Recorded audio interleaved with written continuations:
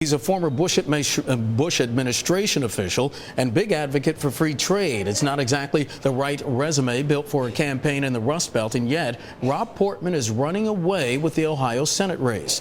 Bloomberg's Peter Cook headed to Ohio to find out why. Peter?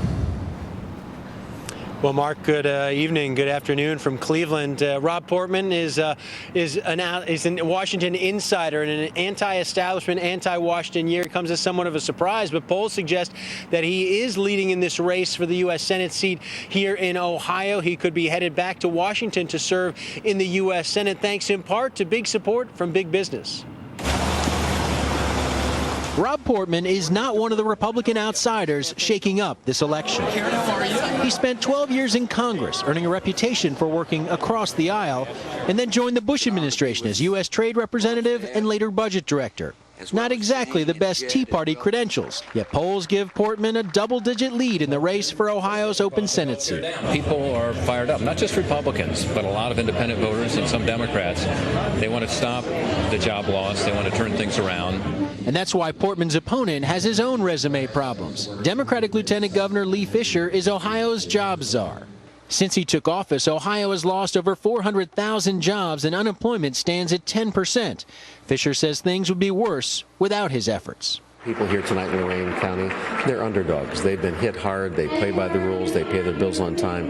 They've been hit hard by this recession. I'm proud to be the underdog in this race because I represent the underdog.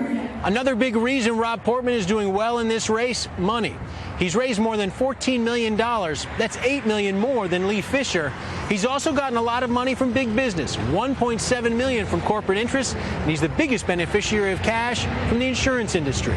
He is not the candidate for big business. He is big business. Fisher and his supporters also say Ohio's been hurt by free trade deals Portman supported. We have been devastated, absolutely devastated by these free trade agreements. We've talked about the fact that we need to increase exports in order to create Ohio jobs. And Ohio is dependent on exports. 25% of factory workers in Ohio now have export-related jobs. Union workers promise an intense get-out-the-vote effort on behalf of Fisher and other Democrats before Election Day. President Obama is coming here to Cleveland to help those Democrats out, his 12th visit to this state since he took office, but it may not be enough to keep Rob Portman from heading back to Washington. And Peter, I was going to ask, can the president's visit really do anything this late in the game? Well, certainly they're playing defense here in Ohio, other states, all the president's visits.